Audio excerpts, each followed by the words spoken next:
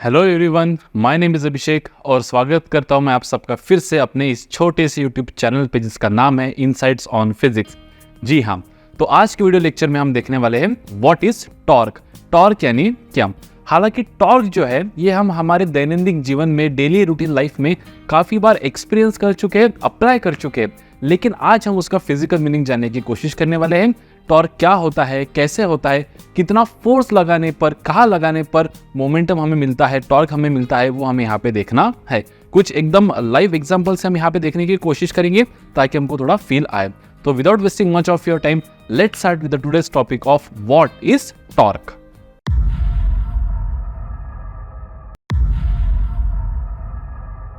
तो सबसे पहले बढ़िया हेडिंग दे दीजिए टॉर्क। इसको मोमेंट ऑफ फोर्स भी कहा जाता है, मोमेंट ऑफ फोर्स भी कहा जाता है।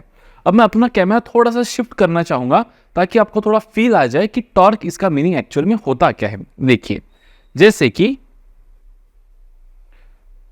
देखिए अभी ये हमारे पास है एक दरवाजा, हमारे घर का दरवाजा, ठीक है। अब ये दरवाजा जो है ये एक रेक्टेंगुलर फ्रेम है ना, और ये जो है ये है इस दरवाजे का एक्सिस ऑफ रोटेशन। क्यों? क्योंकि जब भी मैं दरवाजा खोलूंगा तब ये दरवाजा जो है ये अलोंग दिस एक्सिस रोटेट करेगा, लाइक दिस, है ना। अलोंग दिस एक्सिस, ये वाला एक्सिस के अलोंग क्या कर रहा है, ये रोटेट कर रहा है। अब देखिए दो कंडीशंस, अगर मैं फोर्स यहाँ पे लगाऊं, दरवाजे को मुझे रोटेट करना है, ट्रांसलेट करना है, क्या मोशन में लाना है, क्या उसको नहीं, ट्रांसलेशन मोशन बनाना है कि नहीं, मुझे दरवाजे को रोटेट करना है। क्या करना है? रोटेट। तो ये हो जाएगा उसका एक्सिस ऑफ रोटेशन। अब मैं क्या कर सकता हूं कि रोटेशनल मोशन, जैसे कोई भी बॉडी को ट्रांसलेशनल मोशन में लाने के लिए हमें चाहिए होता है बेटा एक्सटर्नल अनबैलेंस फोर्स। क्या चाहिए होता है? हमें एक एक्सटर्नल अनबैलेंस फोर्स चाहिए होता है कोई भी ऑब्जेक्ट को ट्रांसलेशन मोशन में सेट करने के लिए। वैसे कोई भी बॉडी को रोटेशनल मोशन में सेट करने के लिए हमें एक्सटर्नल अनबैलेंस टॉर्क चाहिए होता है। तो अगर मैं इसको यहाँ पे एक फोर्स F अप्लाई करूँ इस दिशा में, फोर्स F, तो देखिए मैंने अगर यहाँ पे मतलब मान लो अगर मुझे दरवाजा क्लोज करना है तो मैं यहाँ पे फोर्स लगा रहा हूँ बेटा, दिस इज माय फोर्स। अब ये हो गया दरवाजा close. Now this force into this perpendicular distance, this is nothing but torque. ये जो मैं फोर्स लगा रहा हूँ, ये force, line of action of force into this perpendicular distance from the axis of rotation, this is nothing but torque. अब जितना ज्यादा, देखो मैं फोर्स यहाँ पे लगा रहा हूँ मान लो 10 न्यूटन, और मान लो ये डिस्टेंस है 1 मीटर, तो टॉर्क कितने का लग रहा है बेटा? 10 न्यूटन मीटर, क्योंकि 10 न्यूटन इंटू 1 मीटर, तो 10 न्यूटन मीटर। वही अगर मान लो मैं फोर्स लगा रहा हूँ 10 ही मीटर, लेकिन फोर्स अभी मैं लगा रहा हूँ यहाँ पे, अभी मैं उतना ही फोर्स लगा रहा हूँ बेटा 10 न्यूटन का, लेकिन यहाँ पे लगा रहा हूँ, तो देखो अभी भी दरवाजा बंद होगा। लेकिन आप थोड़ा अगर एक्सपीरियंस करोगे आपके घर के दरवाजे पे, तो जब फोर्स आप यहाँ पे लगा रहे थे तो इजीली ये रोटेट हो जा रहा था एज कंपेयर टू जब फोर्स आप यहाँ पे लगा रहे हो। अभी जो मैं फोर्स लगा रहा हूँ वो है 10 न्यूटन, लेकिन अभी जो डिस्टेंस है लाइन ऑफ एक्शन का, इस एक्सिस ऑफ रोटेशन से line of action of force का जो परपेंडिकुलर डिस्टेंस है वो है 0.5 मीटर। तो अभी टॉर्क कितना है? 10 into 0.5, that is 5 newton metre, 5 newton metre. तो जो रोटेशनल इफेक्ट मुझे ये केस में मिल रहा था 10 इंटू 1, वो ज्यादा मिल रहा था as compare to 10 into 0.5, that is 5। तो 10 टॉर्क ये ज्यादा है एज कंपेयर टू 5 का टॉर्क। वही अगर मैं ये दरवाजे को बंद करने के लिए फोर्स लगा दूं एक्सिस ऑफ रोटेशन पे, यहाँ पे फोर्स लगा दूं, तो कोई रोटेशनल इफेक्ट ही नहीं आ रहा है, क्योंकि फोर्स तो लग रहा है, लेकिन perpendicular distance from the axis of rotation 0 है। Perpendicular distance from the x,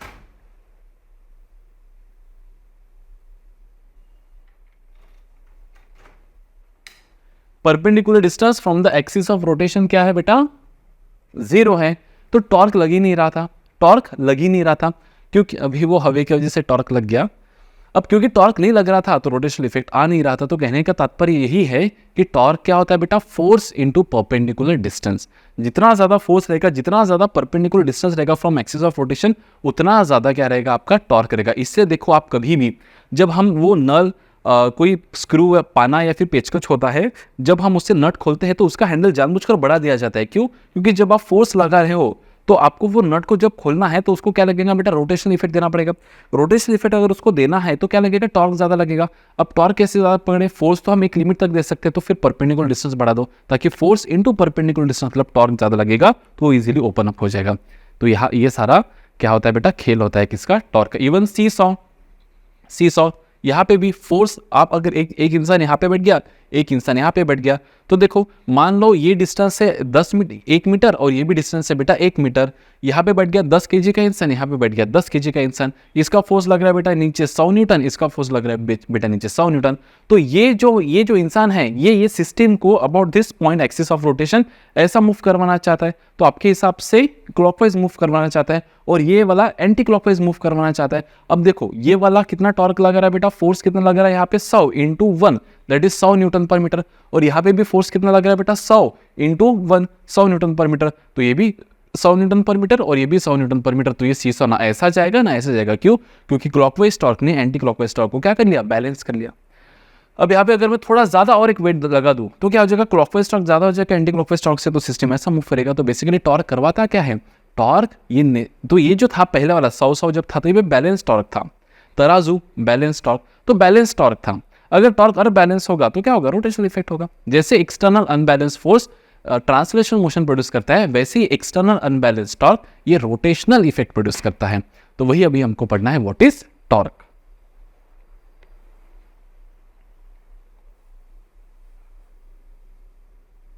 okay चलो अब देखो टॉर्क यानी क्या है बेटा, टॉर्क यानी it is the product of force and perpendicular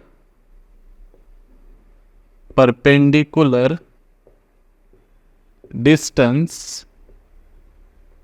of the line of action of force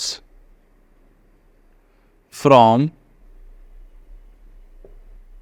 axis of rotation. मतलब क्या कि जैसे मान लो ये कोई एक पॉइंट है ना, हमें इस पॉइंट के अराउंड टॉर्क निकालना है, और मान लो मैं फोर्स लगा रहा हूँ बेटा F, और ये जो है ये R, ये है perpendicular distance of the line of action of force from the axis of rotation. ये है हमारा एक्सिस ऑफ रोटेशन, ये क्या है हमारा एक्सिस ऑफ रोटेशन। तो यहाँ से फोर्स का जो लाइन ऑफ एक्शन है वो कितने परपेंडिकुलर डिस्टेंस पे बेटा, R पे। तो जनरली हम टॉर्क को डिफाइन करते हैं बेटा टाउ से। किससे डिफाइन करते हैं, टाउ से। तो मैं यहाँ पे लिखूंगा कि टाउ जो है हमारा, tau that is nothing but, tau bar लिख देता हूं मैं यहाँ पे, है ना, tau bar that is nothing but R bar cross F bar. तो it is a cross product of position vector, मतलब परपेंडिकुलर डिस्टेंस वेक्टर, इनटू क्या बेटा, फोर्स वेक्टर। ये हो गया वेक्टर फॉर्म में। और क्या लिख सकता मैं कि torque is nothing but R F sine theta, क्योंकि cross product of two vector is always a vector. तो टॉर्क जो है ये वेक्टर क्वांटिटी बेटा, कौन सा क्वांटिटी है, टॉर्क जो है हमारा वेक्टर क्वांटिटी है, और इसका यूनिट क्या रहेगा वेक्टर क्वांटिटी का, न्यूटन मीटर। क्यों, क्योंकि force into perpendicular distance. So it is a vector quantity with a unit of newton metre. अब थीटा क्या है बेटा, theta is the angle between force vector and position vector. जैसे यहाँ पे जो आर बार है ना, this is your r bar. R bar क्या डिफाइन कर रहा है कि line of action of force का एक्सिस ऑफ रोटेशन से perpendicular distance, that's it. So torque is are bar cross F bar, या फिर मैग्नीट्यूडली हम लिख सकते हैं कि magnitude of torque is nothing but R F sine theta, where theta is the angle between r bar and f bar. Clear है?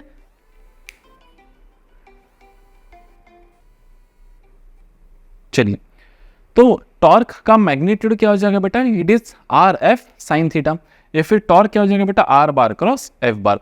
ये दोनों भी फॉर्मूलेस टॉर्क के हैं। तो जब भी हम टॉर्क को निकालें तब हम क्या करेंगे, सबसे पहले we will do r bar into f bar. अब देखो हो सकता है आपको कभी यहाँ पे, जैसे मान लो यहाँ पे दो तरीके से क्वेश्चंस पूछे जा सकते हैं कि आपको आर बार दे देगा, पोजीशन वेक्टर का वेक्टर दे देगा, और फोर्स वेक्टर दे देगा, और बोलेंगे टॉर्क निकालो।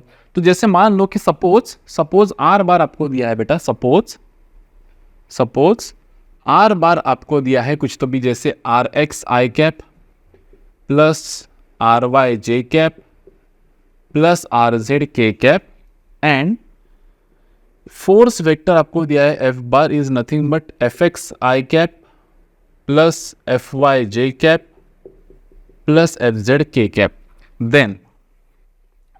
देन क्या लिख सकते हैं अपन, then torque is nothing but क्या लिखेंगे बेटा, i cap, j cap, k cap, ये R X, R Y, R Z, F x, f y, f z. तो इसको अपन सॉल्व कैसे करेंगे, वही डिटर्मिनेंट जैसा है ना।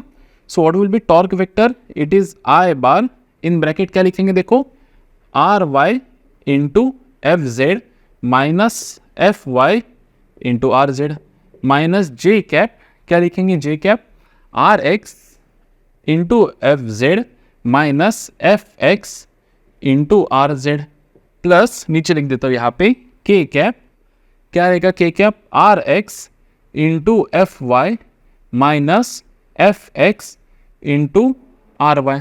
तो ये हो जाएगा हमारा टॉर्क वेक्टर। अब क्योंकि cross product of two vector is always a vector, तो ये जो टॉर्क मिलेगा हमको, ये भी क्या मिलेगा, वेक्टर ही मिलेगा। अब अगर आपको इसका मैग्नीट्यूड निकालने के लिए कहे तो फिर आप निकाल देना कि जैसे मान लो ये हो जाएगा आपका टाउ एक्स, इसी को हम क्या लिख सकते हैं देखो कि tau x i cap plus tau y j cap plus tau z k cap. So what will be the magnitude of torque, under root of tau x square plus tau y square plus tau z square, where tau x क्या है आपका, ये वाला term, tau Y क्या है बेटा आपका, ये वाला टर्म, टाउ जेड क्या है बेटा आपका, ये वाला टर्म। ये तो क्रॉस प्रोडक्ट तो आपको आता ही है ना। ये एक तरीका हो सकता है कि आपको are bar they they, F bar दे दे और बोलेंगे कि टॉर्क वेक्टर निकालो, उसका मैग्नीट्यूड बताओ, है ना, उसका मैग्नीट्यूड। अब देखो यहाँ पे मैंने ये गलत लिखा, हाँ सॉरी ये सही लिखा, टॉर्क वेक्टर है ना ये। अगर मैग्नीट्यूड अगर मुझे लिखना होता टाउ बार, तो मैं क्या लिखता, अंडर रूट ऑफ, है ना, tau x square plus tau y square plus tau z square, खत्म।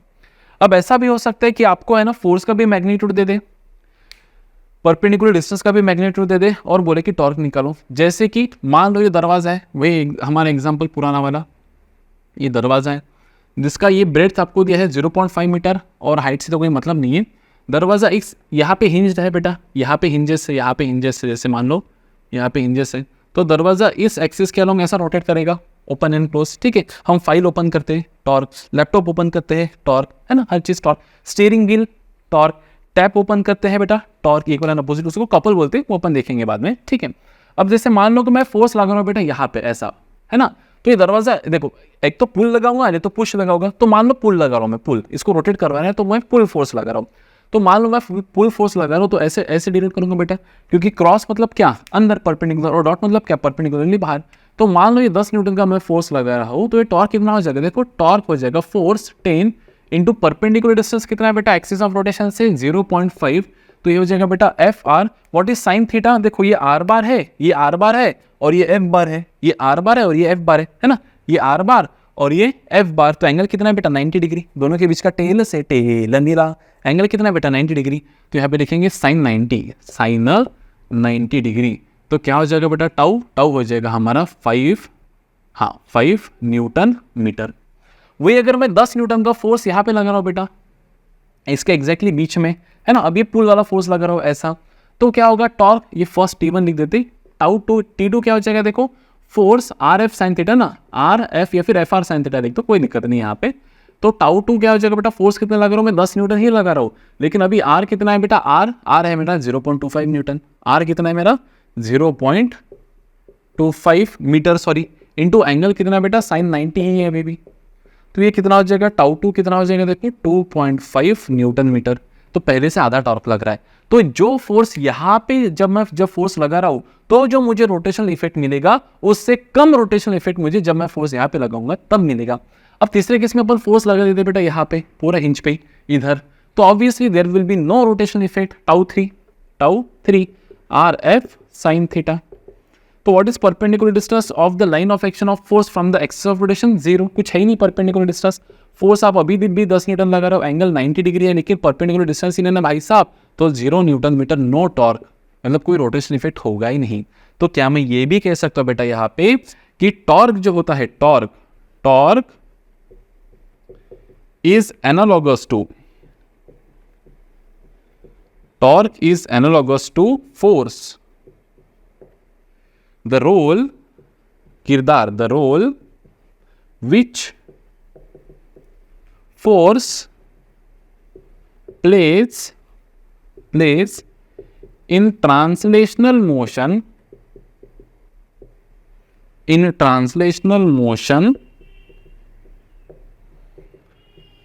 the same role torque, torque है ना, कोई कोई लोग इसको टॉर्क्यू बोलते हैं। Torque plays in case of rotational motion, in case of rotational motion. जो रोल यहाँ पे torque is analogous to force, जो काम फोर्स कर रहा है ट्रांसलेशन में वही यहाँ पे टॉर्क कर रहा है। एक्सटर्नल अनबैलेंस फोर्स, मैं लिख देता हूँ यहाँ पे लगिश, तो एक्सटर्नल अनबैलेंस फोर्स, एक्सटर्नल, ये पॉइंट्स लिख लो आप, external unbalanced, external unbalance force क्या प्रोड्यूस करता है बेटा? Force produces linear motion, linear या फिर ट्रांसलेशनल मोशन। जैसे एक्सटर्नल अनबैलेंस फोर्स क्या प्रोड्यूस करता है बेटा? ट्रांसलेशनल मोशन प्रोड्यूस करता है। वैसे ही एक्सटर्नल अनबैलेंस्ड टॉर्क प्रोड्यूसेस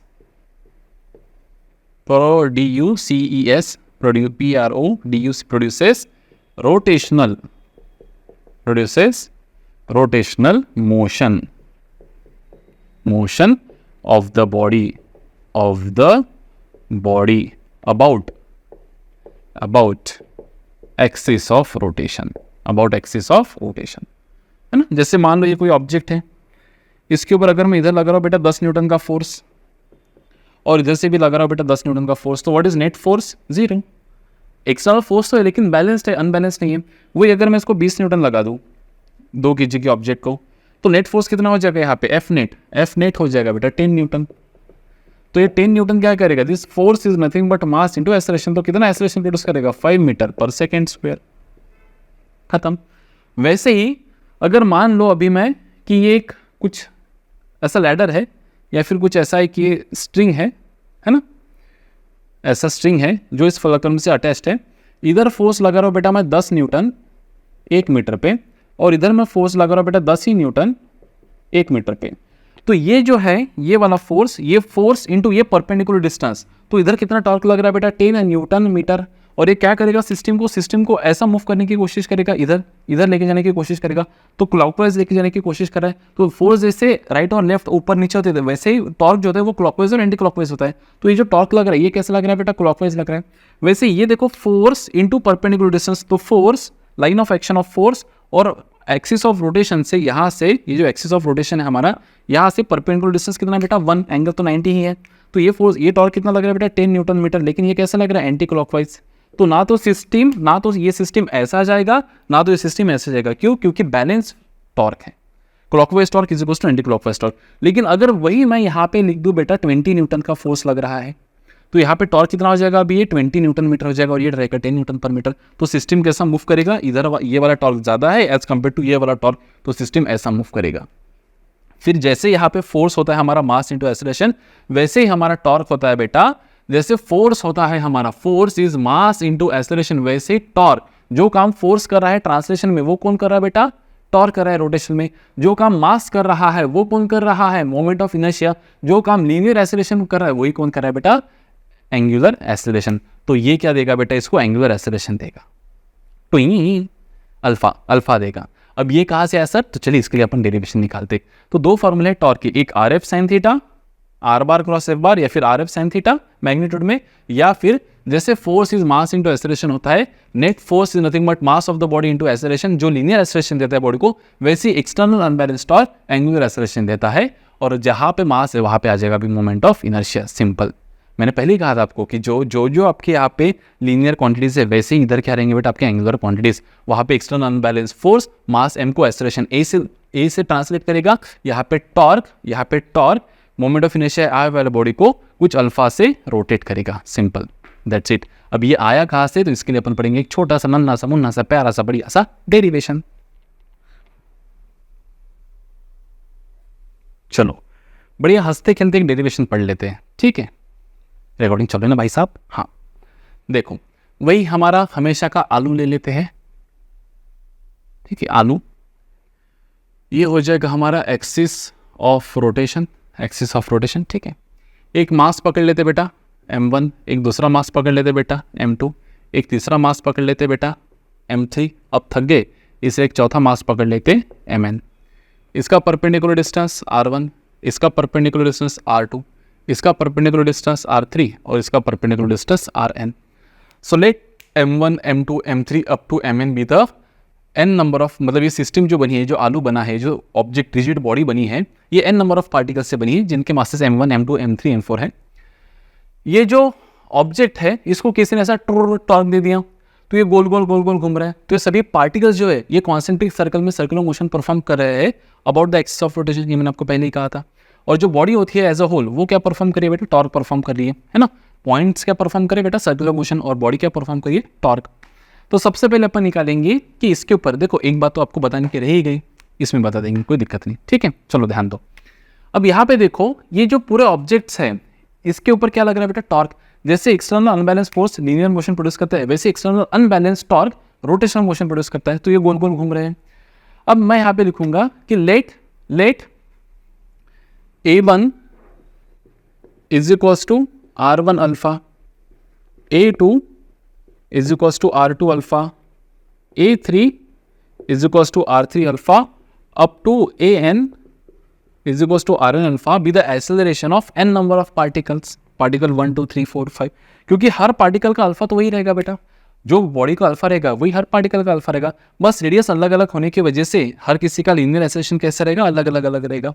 अगर ये सबकी लीनियर एक्सेलरेशंस है तो सब पे फोर्स कितना लग रहा है, देखो फोर्स लग रहा होगा, पहले पार्टिकल पे फोर्स लग रहा है बेटा F1 कितना है, देखो mass of first particle into acceleration.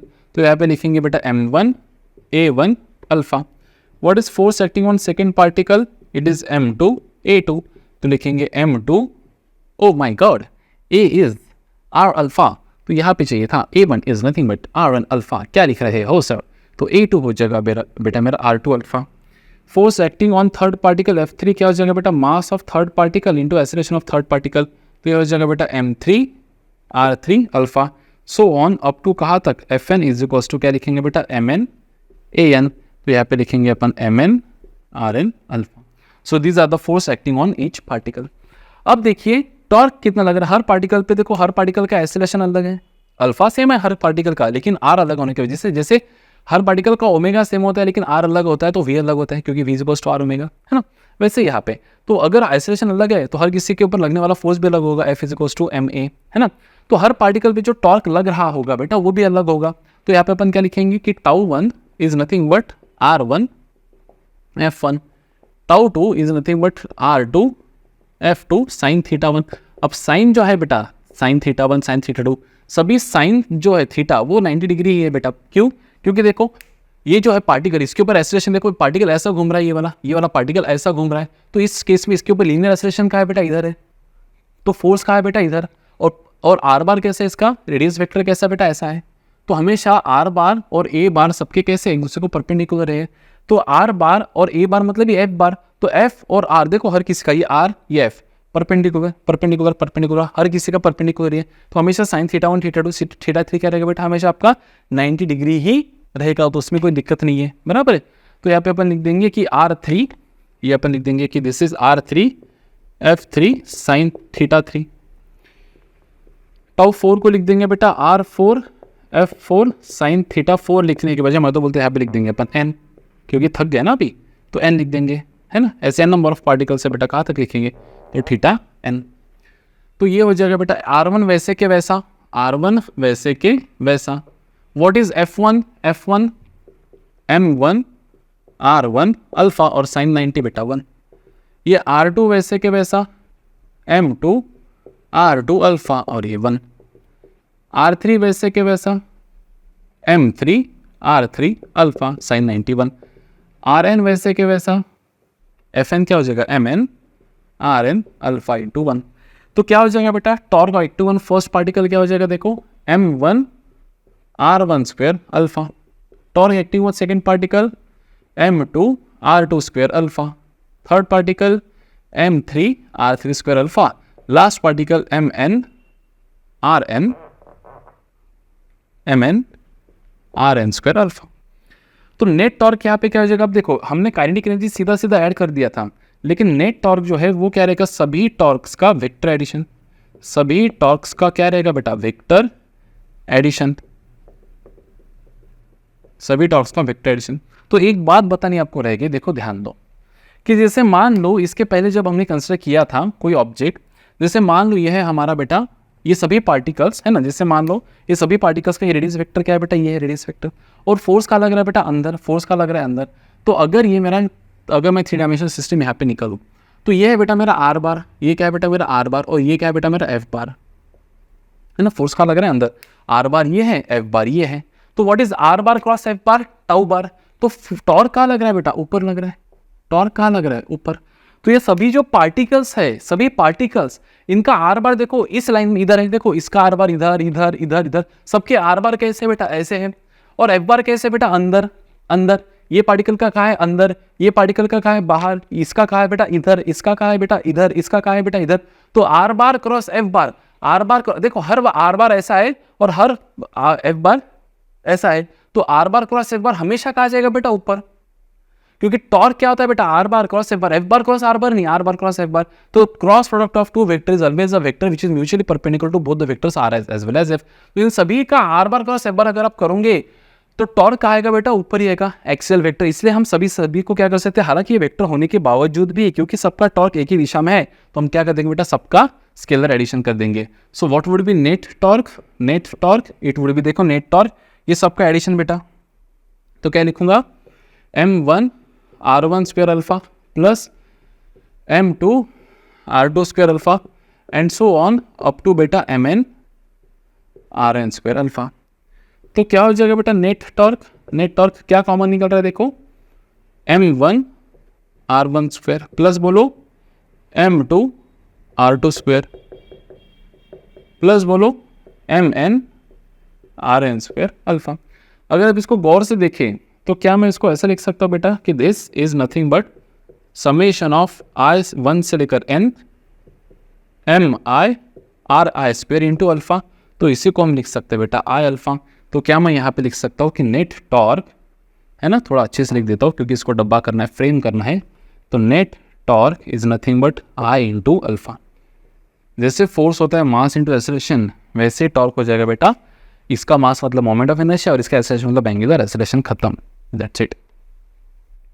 तो ये हो जाएगा टॉर्क का दूसरा फॉर्मूला, है ना, F R bar cross F bar is torque bar. तो सभी जो एंगुलर वेक्टर्स होते हैं ये सभी कैसे वेक्टर होते हैं बेटा, एक्सियल वेक्टर्स। क्यों, क्योंकि टॉर्क बार कहाँ रहेगा, इस दिशा में, जिधर जो एक्सिस ऑफ रोटेशन है उसके अलग रहेगा आपका टॉर्क हमेशा, टाउ बार। तो जितने भी एंगुलर वेक्टर्स है वो लगभग सभी कैसे है बेटा, एक्सियल वेक्टर्स है। कैसे है सभी, axial vectors, that's it. Clear है, खत्म। तो टी इज इक्वल्स टू क्या लिखेंगे अपन, आई अल्फा।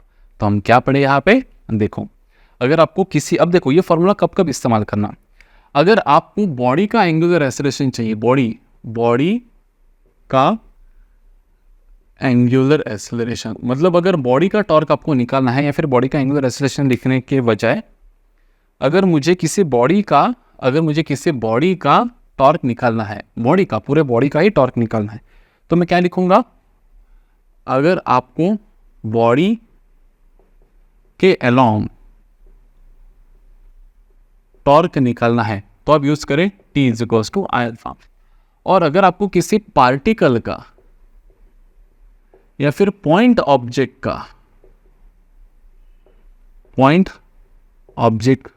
का टॉर्क निकालना है तो आप इस्तेमाल करें T is equals to R F sine theta, खत्म।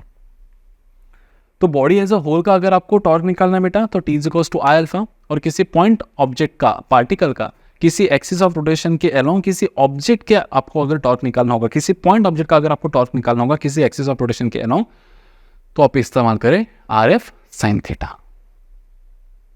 क्लियर है। और अगर बॉडी होगा तो T is equals to overall I alpha.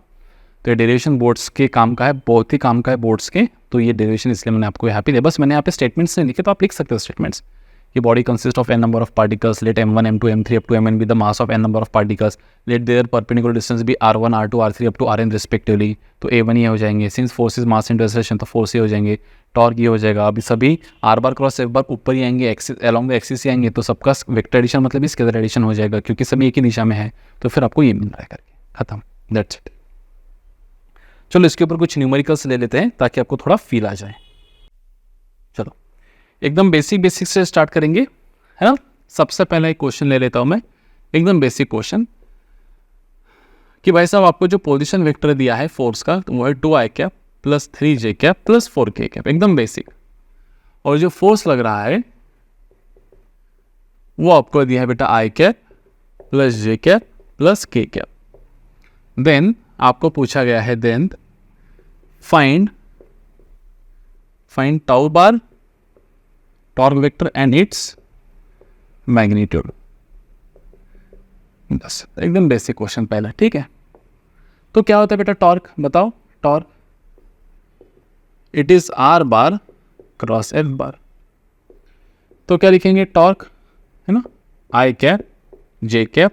गलती से भी आपने एफ बार क्रॉस आर बार कर दिया तो अब गलत हो गए, क्योंकि are bar cross F bar is negative of F bar cross R बार, बराबर है।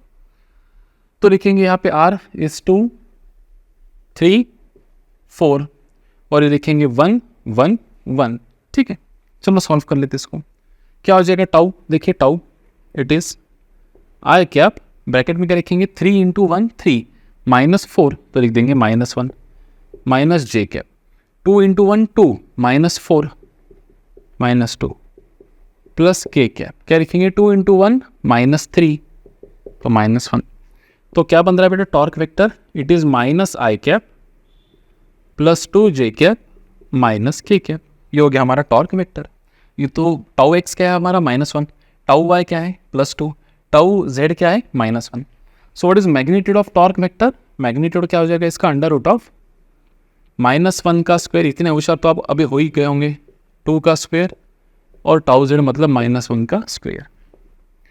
तो टाउ हो जाएगा आपका √ऑफ 1 + 4 + 1, तो ये हो जाएगा बेटा बेसिकली आपका √6 न्यूटन मीटर। खत्म, दैट्स इट, पहला सवाल खत्म। अगर आपको एक ट्रायल के लिए लेना है तो मैं होमवर्क दे देता हूँ आपको यहाँ पे, आप ट्राई कीजिए इसको कि भाई साहब आपको पोजीशन वेक्टर दिया है 2i cap plus 4k cap and force आपको दिया गया है -10i cap plus 5j cap, है ना।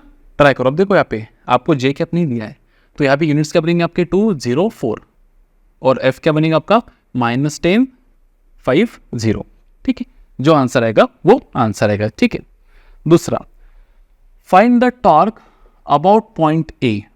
ये पॉइंट अबाउट पॉइंट ओ, ये पॉइंट ओ है बेटा, और ये फोर्स लग रहा है यहाँ पे, ये लग रहा है फोर्स आपका, और ये आपको दिया है डिस्टेंस दिया है आपको मान लो 10 मीटर, और ये जो एंगल दिया है आपको ये दिया है बेटा 37 डिग्री। फोर्स लग रहा है बेटा 10 न्यूटन। फोर्स कितना लग रहा है 10 न्यूटन। अब देखो क्या होता है बेटा टॉर्क, अब यहाँ पे आपको फोर्स दिया है परपेंडिकुलर, मतलब परपेंडिकुलर डिस्टेंस तो नहीं दिया है लेकिन पोजीशन वेक्टर दिया है और एंगल बिटवीन देम दिया है।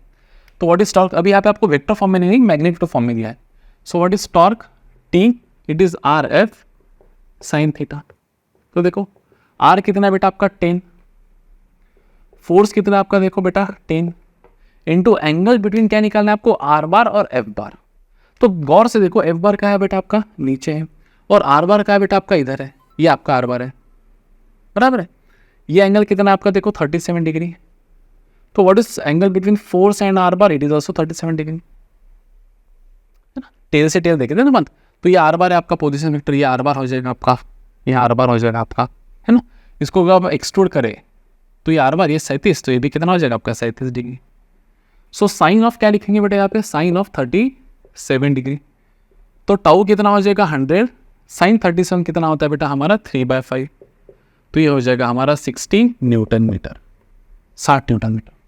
अब देखो आपको एक मजे की एक बात बताता हूँ कि जैसे मान लो अगर अब इसको गौर से देखें टाउ, तो हमने टाउ क्या लिखा था बेटा R F sine theta, R F sine theta मतलब पोजीशन वेक्टर फोर्स और एंगल बिटवीन देम। तो अगर अब इसको गौर से देखें तो क्या मैं इसको ऐसा लिख सकता हूँ बेटा कि R sine theta into F, लिख सकता हूँ ऐसा, बिल्कुल लिख सकता है ऐसा। अब आर साइन थीटा लिखने का मतलब क्या है, देखो अगर ये मेरा आर है बेटा इतना, ये क्या है मेरा आर है, ये क्या है बेटा मेरा आर, और ये क्या है बेटा मेरा थीटा, तो ये जो फैक्टर है ये वाला क्या ये परपेंडिकुलर डिस्टेंस है बेटा, R perpendicular that is R sine theta. अगर ये मेरा आर है तो ये आर कॉस थीटा और ये आर साइन थीटा। तो क्या मैं टॉर्क को ऐसा भी लिख सकता था बेटा कि perpendicular distance from the line of action of force into force. तो बेसिकली ये जो आर बार होता है ये कौन सा होता है बेटा, परपेंडिकुलर डिस्टेंस। अब क्योंकि यहाँ पे परपेंडिकुलर डिस्टेंस नहीं, इसलिए पोजीशन वेक्टर इंटू क्या ले लिया अपन ने, एंगल बिटवीन देम। तो बेसिकली है वही बात। तो आप डायरेक्ट इससे करें, मतलब आर लिखे, एफ लिखे, उनके बीच का एंगल लिखे, या फिर सीधा सीधा पहले क्या कर ले कि ये जो आपका लाइन ऑफ एक्शन है इसको एक्सटेंड कर ले, और लाइन ऑफ एक्शन से पॉइंट एक्सिस ऑफ रोटेशन से आप उसका क्या ले ले बेटा, परपेंडिकुलर डिस्टेंस निकाल ले, R R R R perpendicular जो होता है आपका आर साइन थीटा, और वो लिख दे। तो ये अगर 10 है तो आर साइन थीटा कितना हो जाएगा बेटा, ये 6 हो जाएगा। So what is torque then, 6 × 10 that is 60 newton metre. ये भी वही बात हो गई, कोई दिक्कत नहीं, one and the same. Clear है इस तरह से। चलो और एक क्वेश्चन ले लेते, बढ़िया मजा आ जाएगा। देखो ध्यान दो कि जैसे मान लो ये कोई एक स्पीयर है, इसके ऊपर एक फोर्स लगा रहा हूं मैं इधर 10 न्यूटन, एक फोर्स लगा रहा हूं इधर बेटा 10 न्यूटन, एक फोर्स लगा रहा हूं मैं इधर लगा रहा हूं भी 20 न्यूटन, ठीक है।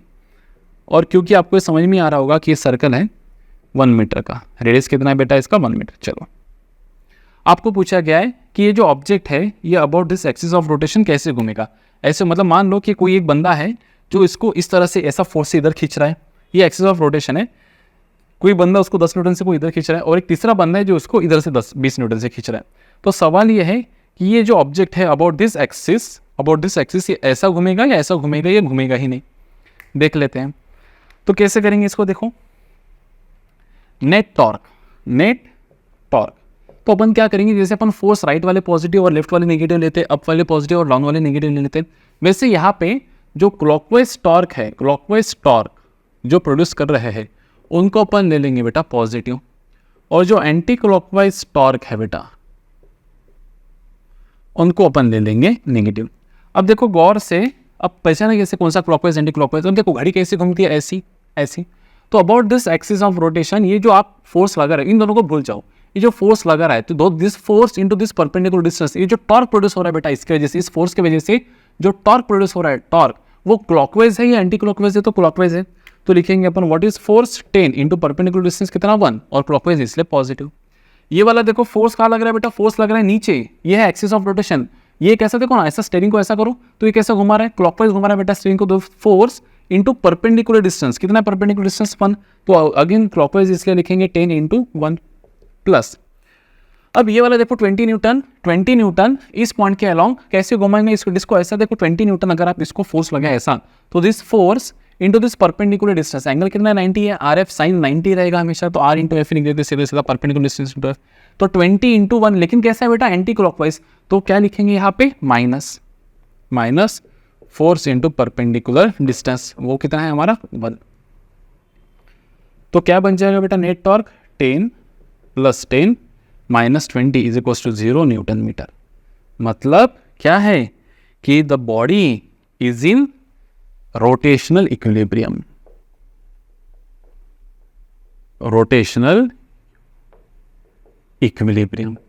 मतलब बेटा जैसे ट्रांसलेशन इक्विलिब्रियम होता है कि net force acting on a body is 0, वैसे अगर नेट टॉर्क एक्टिंग ऑन, ऐसा नहीं कि फोर्स लग नहीं रहा है, फोर्सेस लग रहा है, लेकिन जितना 10 न्यूटन इधर लग रहा है उतने 10 न्यूटन इधर लग रहा है, तो ट्रांसलेशन इक्विलिब्रियम। वैसे जितना क्लॉकवाइज टॉर्क लग रहा है 10 इंटू 1 + 10 इंटू 1 - 20 इंटू 1, जितना क्लॉकवाइज टॉर्क लग रहा है उतना एंटी क्लॉकवाइज टॉर्क लग रहा है, तो जो सिस्टम है वो कैसी है आपकी रोटेशनल इक्विलिब्रियम है। So what is the condition of rotational equilibrium, कि if the net force acting on a body is 0 then the body is said to be in translational equilibrium.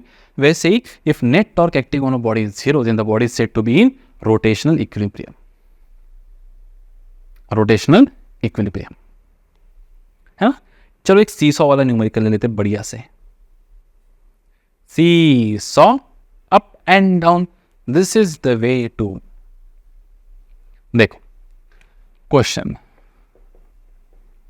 तराजू, पहले सीसॉ वाला ले लेते बाद में तराजू वाला लेंगे, ठीक है। देखो ये सीसॉ है, ये फलक्रम, ठीक है। मान लो ये 2 मीटर का है तो ये हो जाएगा बेटा आपका 1 मीटर, ये भी कितना हो जाएगा 1 मीटर। मान लो यहाँ पे जो इंसान बैठा है वो है 10 kg का, यहाँ पे जो इंसान बैठा है वो है 8 kg का। अब बताओ, ये तो आप ऐसे ही बता सकते हैं, इसके लिए फिजिक्स पढ़ने की भी ज़रूरत नहीं है। सीसॉ कहाँ जाएगा, ऐसा जाएगा या ऐसा जाएगा, तो ऑब्वियसली सर ऐसा जाएगा, है ना। क्यों, देखो ये वाला जो इंसान है ये फोर्स का लग रहा है बेटा नीचे, कितना लग रहा है 100 Newton. So this is force into ये है एक्सिस ऑफ रोटेशन, इस एक्सिस के अलोंग कोई भी सिस्टम यहाँ पे भी रोटेट करेंगे ऐसी, तो यह एक्सिस ऑफ रोटेशन, एक तो गोल निकालो या फिर क्रॉस निकालो, गोल मतलब बाहर, क्रॉस मतलब अंदर, एक ही बात है, एक्सिस तो ऐसे ही रहेगा। तो ये जो प्रोड्यूस कर रहा है ये सिस्टम को कैसे मूव करवाना चाहता है बेटा, ऐसे, तो ये क्लॉकवाइज मूव करवाना चाहता है। तो क्लॉकवाइज टॉर्क को क्या लिखते हैं अपन जनरली, पॉजिटिव। कितना है बेटा ये 100 × 1, 100 × 1, क्लियर है क्लॉकवाइज टॉर्क। ये देखो इधर कितना लग रहा है बेटा, इसका वेट नीचे कितना लग रहा है 80 न्यूटन्स, और कितना लग रहा है 1 मीटर पे। तो this force into perpendicular distance कितना है बेटा 80 × 1, टॉर्क कितना लग रहा है 80। लेकिन क्लॉकवाइज एंटी क्लॉकवाइज, तो ये एंटी क्लॉकवाइज मूव करना चाहता है, इसलिए लिखेंगे -80 × 1। तो नेट आंसर हो जाएगा बेटा 20 न्यूटन पर मीटर, नहीं न्यूटन मीटर। ये नेट टॉर्क लग रहा है इसके ऊपर। अब अगर मान लो ये होता 10 न्यूटन 10 kg, तो फिर क्या होता है clockwise torque is equal to anticlockwise torque, है ना। देखो ना, आप जब कभी बाजार गए होंगे तो बीम बैलेंस वाला बेसिकली करता क्या है तराजू में, है ना, ऐसा एक आर्म होता है, ऐसा कुछ, तो भी यहाँ पे एक विंग पैन होता है और एक विंग पैन यहाँ पे होता है ना। जैसे मान लो आपको 2 किलो की सब्जी लेनी है, कितने किलो की 2 किलो की, तो ये वो क्या करेंगे, इस पैन में डाल देंगे 2 किलो का मास, कितना डाल देंगे बेटा 2 किलो का। जैसे मान लो ये जो परपेंडिकुलर डिस्टेंस है ये एक्सी है, और ये भी परपेंडिकुलर डिस्टेंस कितना है बेटा एक्सी है। जैसे 2 किलो की सब्जी डाल दी 2 kg, तो इधर टॉर्क कितना लग रहा है बेटा 20 न्यूटन। तो ये जो टॉर्क प्रोड्यूस हो रहा है एंटी क्लॉकवाइज टॉर्क, अब ये हो जाएगा एक्सिस ऑफ रोटेशन। ये जो क्लॉकवाइज टॉर्क प्रोड्यूस हो रहा है ये कितना हो रहा है 20 × x, तो 20x का क्लॉकवाइज टॉर्क प्रोड्यूस हो रहा है। अब यहाँ पे ये तो यहाँ पे टॉर्क कौन सा प्रोड्यूस होगा बेटा एंटी क्लॉकवाइज टॉर्क। तो वो सब्जी यहाँ पे डालते जाएगा जब तक आपका ये सब्जी का मास अगर 2 kg हो गया, जिसकी वजह से यहाँ पे फोर्स कितना लगा बेटा 20 न्यूटन। तो यहाँ पे एंटी क्लॉकवाइज टॉर्क भी कितने का प्रोड्यूस होगा 20 न्यूटन। तो यहाँ पे एंटी क्लॉकवाइज टॉर्क भी कितने का प्रोड्यूस होगा बेटा 20 × परपेंडिकुलर डिस्टेंस x, तो 20x। तो फिर जब ये बैलेंस हो जाता है तब हम बोलते हैं ये 2 kg इज इक्वल्स टू कितना बेटा 2 kg की, ये 2 kg की इक्विवेलेंट आपको सब्जी यहाँ पे उन्होंने आपको दे दिया। अब अगर इसमें थोड़ा घापा करना है, फॉल्टी करना है, तो हम क्या कर सकते हैं बताएं, ये x मत लो, थोड़ा कम ज़्यादा लो, तो यहाँ पे ये थोड़ा x1 जो है, ये x1 ये ज़्यादा लिया जाता है x2 से, ताकि आपको टॉर्क कितना प्रोड्यूस करना है यहाँ पे। जैसे मान लो आपको यहाँ पे 20 न्यूटन मीटर का ही टॉर्क प्रोड्यूस करना है, और यहाँ पे वो 20 न्यूटन जैसे x2 से प्रोड्यूस कर ले रहा है, x2 इतने डिस्टेंस से प्रोड्यूस कर ले रहा है, बराबर है। अब यहाँ पे भी आपको जैसे मान लो ये 1 मीटर है, कितना है ये 1 मीटर, तो 20 न्यूटन वाला कितने से प्रोड्यूस कर लेगा ये × 1, तो ये प्रोड्यूस हो जाएगा 20 टॉर्क। अब यहाँ पे पहले ये जो x1 है ये 1 से ज़्यादा है, तो अगर ये 1 पॉइंट मान लो 2 है, तो क्या होगा 20 टॉर्क प्रोड्यूस करने के लिए फोर्स × 1.2 ये टॉर्क लगेगा अभी इधर। तो ये जो x की वैल्यू आपकी बनी, ये जो मास ऑफ यहाँ पे सब्जी बैठेगा वो कितना बैठेगा 20/1.2 बैठेगा बेटा, ये x जो 2 kg से कम रहेगा, 2 kg से कम रहेगा तो आपको कम सब्जी मिलेंगी।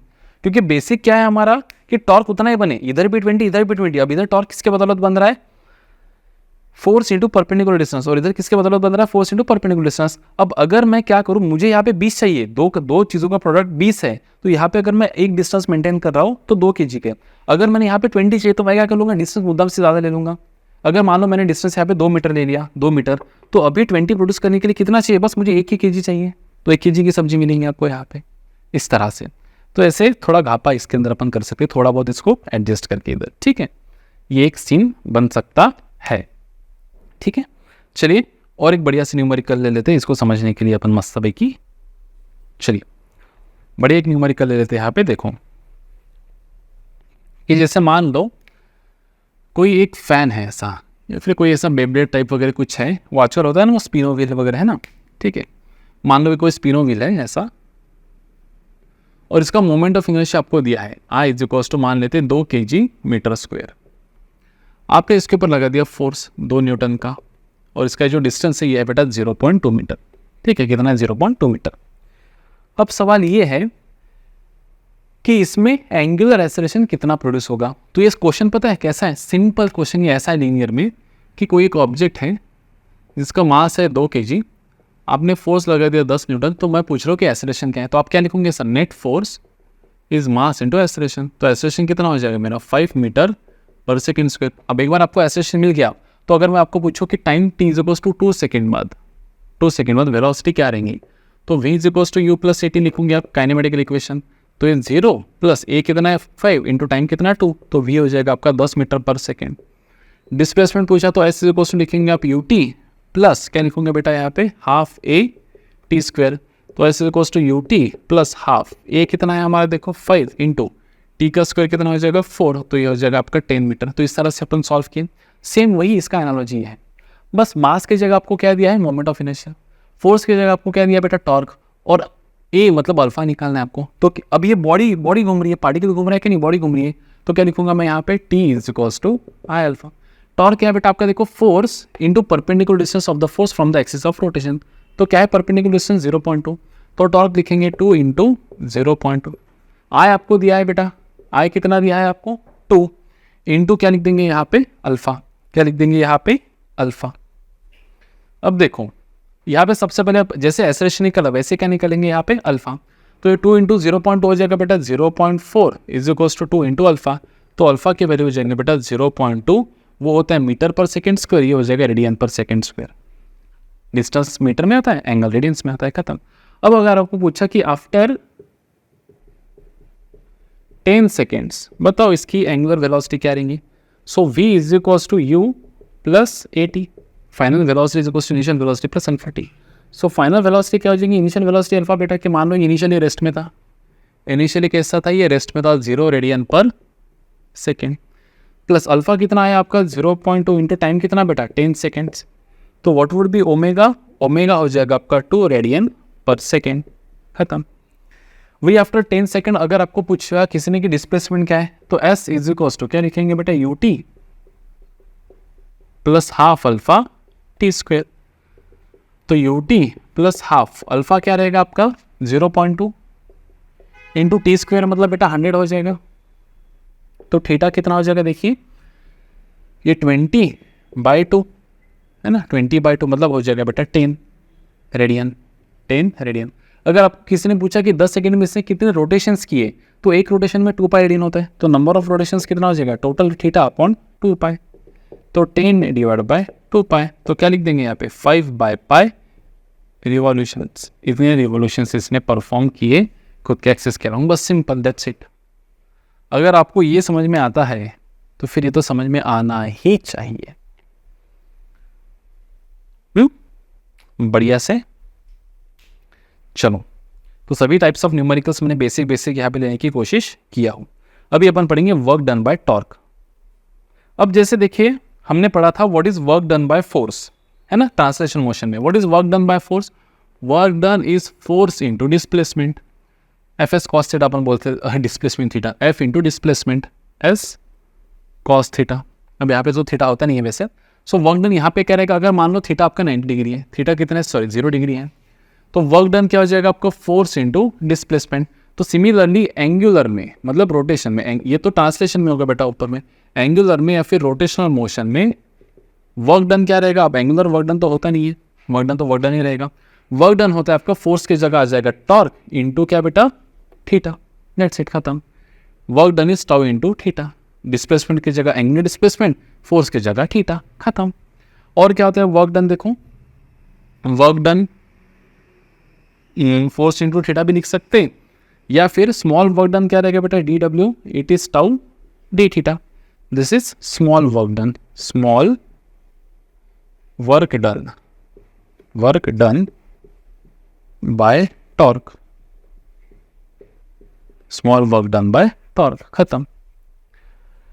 वैसे अगर मुझे लगाना है वर्क एनर्जी थ्योरम ट्रांसलेशन में, तो मैं क्या लिखूंगा कि work done by all the forces is equals to change in kinetic energy. तो यहाँ पे अपन क्या लिखेंगे कि work done by all the torque is nothing but change in rotational kinetic energy. Work done by all the torque मतलब क्या बेटा, work done is tau in theta भी आप लिख सकते हैं, या फिर सीधा सीधा work done by torque that is theta is nothing but change in rotational kinetic energy. तो रोटेशनल काइनेटिक एनर्जी क्या होती है, जिसमें यहाँ पे लिख सकता था कि half M V square minus half M U square. तो वैसे यहाँ पे मैं लिखूंगा बेटा कि work done by rotational torque that is work done by torque is nothing but final rotational kinetic energy minus initial rotational kinetic energy. मतलब ये मैं यहाँ पे लिख सकता हूँ कि half I omega square minus half I omega not square. Work done by torque is final rotational kinetic energy minus initial rotational kinetic energy, half M V square ना, तो एम की जगह आ जाएगा आई, ओमेगा की जगह आ जाएगा बेटा वी, खत्म। चलिए इसके ऊपर दो न्यूमेरिकल्स ले लेते हैं, है ना, कि जैसे मैं बोल रहा हूँ आपको कि एक पंखा है, जिसका मोमेंट ऑफ इनर्शिया आपको दिया है मान लो 20 kg मीटर स्क्वायर, उसका इनिशियल आरपीएम आपको दिया है बेटा 60 आरपीएस नहीं सर आरपीएम, तो आरपीएम मतलब 1 आरपीएस हो गया बेटा ये, और फाइनल फ्रीक्वेंसी आपको दिया है बेटा 360 आरपीएम, 360 आरपीएम मतलब 6 आरपीएस। तो यहाँ से मैं इनिशियल ओमेगा निकाल सकता हूँ। व्हाट इज इनिशियल ओमेगा बेटा 2πn, 2πn मतलब क्या 2π रेडियन पर सेकेंड। फाइनल ओमेगा क्या हो जाएगा बेटा 2πn मतलब 12π रेडियन पर सेकेंड। तो आपको पूछा है कि what is work done by the torque, तो what is work done by the torque, work done by the torque is change in rotational kinetic energy मतलब फाइनल माइनस इनिशियल। तो क्या लिखेंगे यहाँ पे हाफ आई फाइनल मतलब omega 2 square minus half I omega 1 square. तो work done by torque क्या हो जाएगा, देखिए हाफ को ले लेते कॉमन, आई को भी ले लेते बेटा कॉमन, फाइनल ओमेगा कितना आपका 12π मतलब बेटा 144 पाई स्क्वायर माइनस इनिशियल कितना है 2π, तो 2π मतलब बेटा 4 पाई स्क्वायर। तो वर्क डन बाय टॉर्क क्या हो जाएगा, ये 10 है ना 10, और ये हो जाएगा बेटा इंटू 140 पाई स्क्वायर। अगर आप इसको गौर से देखिए तो पाई स्क्वायर को मैं लिख सकता हूँ लगभग 10, तो ये हो जाएगा बेटा 140, ये 10 और 10 100 मतलब 2 zeros joule. This is work done by torque है ना। अब जैसे मान लो आपको इस केस में दे दिया होगा कि जो टॉर्क लगा है भाई टॉर्क वो लगा है 140 न्यूटन मीटर टॉर्क लगा है, तो बताओ कि डिस्प्लेसमेंट कितना हुआ। तो वही what is work done is कितना 14000 and that is nothing but क्या टाउ इंटू थीटा। तो टाउ कितना है हमारा, टाउ है हमारा 140 इंटू थीटा है हमारा थीटा, तो थीटा क्या हो जाएगा हमारा 100 है ना, 14 से 14 कैंसिल 100, तो 100 हो गया बेटा 100 रेडियन इतना एंगुलर डिस्प्लेसमेंट हुआ है। तो कितने रोटेशंस हुए बेटा एन हो जाएगा थीटा बाय 2π, तो ये जगह 100/2π मतलब कितना बेटा 50/π रोटेशंस, 50/π रोटेशंस। तो इस तरह से भी आप वर्क एनर्जी थ्योरम और वर्क डन बाय टॉर्क निकाल सकते हो, इसके अंदर काफ़ी बढ़िया से एप्लीकेशंस भी यहाँ पे बनते हैं है ना, जो हम देखेंगे अगले इसमें। हम एक काम करेंगे, एक अगला वीडियो है ना बढ़िया स्पेशल कुछ न्यूमेरिकल्स टॉर्क के ऊपर के फ्रेम करके इसके ऊपर डालने की कोशिश करेंगे, जिसमें वर्क एनर्जी थ्योरम सब आ जाएगा। तो यहाँ पे हम एकदम ग्लांस में लिख लेते हैं कि हम इस पूरे चैप्टर से इस पूरे इससे पढ़े क्या, कि टॉर्क क्या होता है हम वो पढ़ें, जो फॉर्मूलेज हमको यहाँ पे ध्यान में रखने हैं, जो कॉन्सेप्ट्स हमको यहाँ पे ध्यान में रखने हैं टॉर्क वाले, वो इस तरह से हैं कि बेसिकली व्हाट इज टॉर्क बेटा। तो टॉर्क 2 प्रकार से लिखा जा सकता है। सबसे पहले अगर आपको वेक्टर फॉर्म में दिया जाए तो हाँ कपल रहेगा ना हमारा, कपल है ना, तो पहले अपन कपल देख लेते फास्ट में। सो व्हाट इज कपल बेटा, देखो कपल मतलब क्या, when 2 forces are acting on the body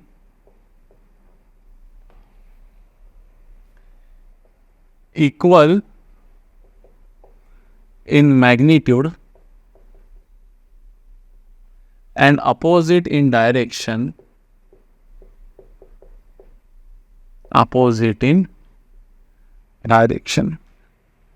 separated by some finite distance,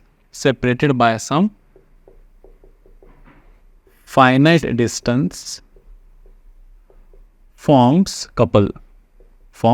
मतलब क्या बेटा, देखो कि जैसे मान लो कोई एक ऐसा ऑब्जेक्ट है, इसके ऊपर एक फोर्स लग रहा है इस दिशा में F, और उतना ही मैग्नीट्यूड का फोर्स लग रहा है बेटा इस दिशा में, equal in magnitude opposite in direction, and this 2 forces are separated by some finite perpendicular distance, तो इसको कहा जाता है बेटा कपल। अब जब देखो आप बॉटल को ओपन करते हो ऐसा फिर बॉटल को क्लोज करते हो, उसका लीड जो क्लोज करते हो, या फिर स्टीयरिंग व्हील जब आप घुमाते हो ऐसे, तो ये सभी एग्जांपल्स किसके बेटा, कपल के। ये आप टैप को ओपन करते हो वो भी couple, equal and opposite forces है ना।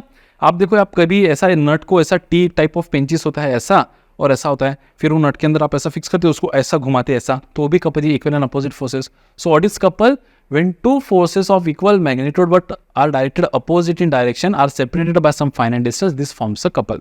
दो फोर्सेस जिनके मैग्नीट्यूड सेम है लेकिन डायरेक्शन अपोजिट है और उनके बीच में कुछ फाइनाइट परपेंडिकुलर डिस्टेंस है, तो इसे हम कहेंगे couple. So what is basically couple? अगर आप इसको ध्यान से देखें तो ये कितना हो जाएगा बेटा, ये भी आर है, ये भी आर है। ये फोर्स जो है about this axis of rotation कौन सा टॉर्क प्रोड्यूस कर रहा है बेटा? क्लॉकवाइज ही प्रोड्यूस कर रहा है। और ये भी क्या प्रोड्यूस कर रहा है बेटा? क्लॉकवाइज ही प्रोड्यूस कर रहा है। तो what is net torque in this case? Net torque ये है एफ इंटू आर प्लस क्या लिख देंगे बेटा, ये भी क्लॉकवाइज, तो F into R. So this is called as couple. तो कपल क्या हो जाएगा बेटा, यहाँ पे आपका 2F इंटू आर मतलब भी कपल हो जाएगा, F इंटू 2R मतलब भी कपल हो जाएगा बेटा, force into perpendicular distance between them, this is nothing but couple. So two forces of equal in magnitude but opposite in direction acting on a body separated by some finite distance forms a couple। इसका भी unit क्या रहेगा बेटा? Newton metre ही रहेगा, क्योंकि है तो basically force into perpendicular distance ही, फोर्स इंटू परपेंडिकुलर डिस्टेंस ही। तो बेसिक फॉर्मूले जो हमें यहाँ पे ध्यान में रखना है वो क्या है बेटा कि टॉर्क जो है that is tau bar, it is are bar cross F bar, not F bar cross R बार, ये आप लिख सकते हो। इसका मैग्नीट्यूड फॉर्म में क्या रहेगा बेटा? R F sine theta. ये कब? अगर पॉइंट ऑब्जेक्ट होगा तो टॉर्क हम ऐसे निकालेंगे, अगर ऑब्जेक्ट रहेगा तो T is equals to I alpha. What is work done by torque? Work done by torque is nothing but force into displacement ना, तो tau into theta. What is work done by torque? Again work done is nothing but change in rotational kinetic energy. मतलब भी क्या बेटा कि final kinetic energy half I omega 2 square minus half I omega 1 square. तो ये सभी formulas के बारे में आज हमने यहाँ पे चर्चा किया और लास्ट में हमने देखा कि what is couple. Couple is क्या कि force into perpendicular distance between the two forces, है ना। मतलब कपल को अपन क्या लिख सकते हैं बेटा? Couple is nothing but magnitude of any one force into perpendicular distance between both the force. कोई भी एक फोर्स और उनके बीच का परपेंडिकुलर डिस्टेंस तो ट्वाइस आ रहा है। सो this is nothing but couple. Couple मतलब दूसरा कुछ मत समझ लेना, कपल ये होता है दो फोर्स, है ना। तो इसके ऊपर बढ़िया सी न्यूमेरिकल्स, ये तो एक बेसिक वीडियो हो गया ताकि आपको थोड़ा टॉर्क समझे, उसका कैलकुलेशन कैसा होता है, उसके ऊपर कैसे न्यूमेरिकल्स बनते हैं वो वगैरह आपको समझे। मैंने थोड़ा लीनियर का सहारा लेकर आपको ये रोटेशन समझाने की कोशिश किया हो, है ना। सेम एनालॉजी है, अगर आपको लीनियर अच्छे से समझाए तो रोटेशन तो सिर्फ सब्स्टिट्यूशन ही करना है। क्लियर है? एक बढ़िया से लगी तो अपन इसके ऊपर एक बढ़िया एक छोटा सा वीडियो बनाएंगे 4-5 अच्छे न्यूमेरिकल्स का, जिसके ऊपर आपको काफ़ी अच्छे से क्वेश्चंस समझने को या फिर कॉन्सेप्ट्स समझने को मिलेंगे। ठीक है, तो यहाँ पे अपन रुक जाते हैं। अगले इसमें अपन पढ़ेंगे व्हाट इज एंगुलर मोमेंटम वाला कॉन्सेप्ट। ठीक है, एंगुलर मोमेंटम वो भी बहुत इंटरेस्टिंग कॉन्सेप्ट है। उसमें रहेगा law of conservation of angular momentum. जैसे if net external force acting on a system अगर 0 रहता है तो मोमेंटम कंसेप्ट रहता है, वैसे यहाँ पे क्या लिखेंगे अपन फोर्स के जगह टॉर्क, कि if net external torque acting on a system is 0 then the angular momentum of the system remains concept. Same वही है। ठीक है, तब तक आप पढ़ते रहिए, नोट्स निकालते रहिए, न्यूमेरिकल्स लगाते रहिए और अपने लक्ष्य की ओर स्लो क्यों ना हो लेकिन आगे बढ़ते रहिए। मिलते हैं अगले इसमें, तब तक बाय।